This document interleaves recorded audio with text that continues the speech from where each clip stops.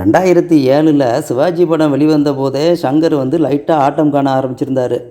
பாடல்கள், commercial elements, கூடவே Sujatha, super star Rajini புண்ணியத்தில் படம் சூப்பர் ஹிட் ஆனது. 2010 எந்திரனில் ஐஸ்வர்யா, ரகுமான் புண்ணியத்தில் பாடல்கள் கிட்டு. மனுஷன் படித்ததுலேயே உருப்படியான ரெண்டே விஷயம், ஒன்று நான், இன்னொன்று நீ. ஆனால் படம் என்னவோ கொட்டாவி தான். எந்திரனுடைய ஆக்ஷன் சீனுகள் எல்லாமே ஏற்கனவே ஆங்கில படத்தில் பார்த்த நினைவு தேட்டர்லேயே வந்து தொலைச்சது. அதுதான் சங்கருடைய சொந்த கதையில் இறுதியாக வெளிவந்த ஓரளவு பார்க்கக்கூடிய படம். நண்பன் ரீமேக்கு சொல்லிக்கொள்ள எதுவுமே இல்லை. 2015 விக்ரமின் ஐயே தேட்டர்லேயே சாகடிச்சது.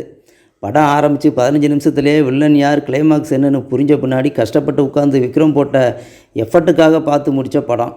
2018 பார்த்தீங்கன்னா எந்திரன் 2.0. இனிமேலும் சங்கர் படத்துக்கு அது ரஜினி படமாக இருந்தால் கூட தேட்டருக்கு வருவியான்னு சொல்லி விரட்டி அடித்தது. பட்சி ராசன் வதைச்ச வதையில் தூங்கி வலிஞ்சு நினைவு இருக்கிறது. 2024 இப்போது இந்தியன் 2 வந்திருக்கு. 15 வருஷத்துக்கு முன்பாகவே நல்ல தேட்டர் எக்ஸ்பீரியன்ஸ் கொடுக்கும் வித்தையை இழந்த இயக்குனர் சங்கருடைய படம் 10 வருடங்கள் முன்பாகவே இனி தேட்டர் பக்கம் வராதேன்னு என்று அறுதியிட்ட இயக்குனருடைய அவுட்டருடைய திறமை. முதல் நாள் ஷோ போனவர்கள்லாம் கதறி அழும் சத்தம் விமர்சனங்களில் கேட்குது. சிலர் தேட்டரில் தூங்குறாங்க. இந்த படத்தை தேட்டர் சென்று பார்த்தா தான் தாத்தா கதற விட போகிறாருன்னு புரிஞ்சுக்கணுமா என்ன? இதில் பார்ட் 3 வேறு அறிவிச்சிருக்காங்க. என்ன நடக்க போகுதோ?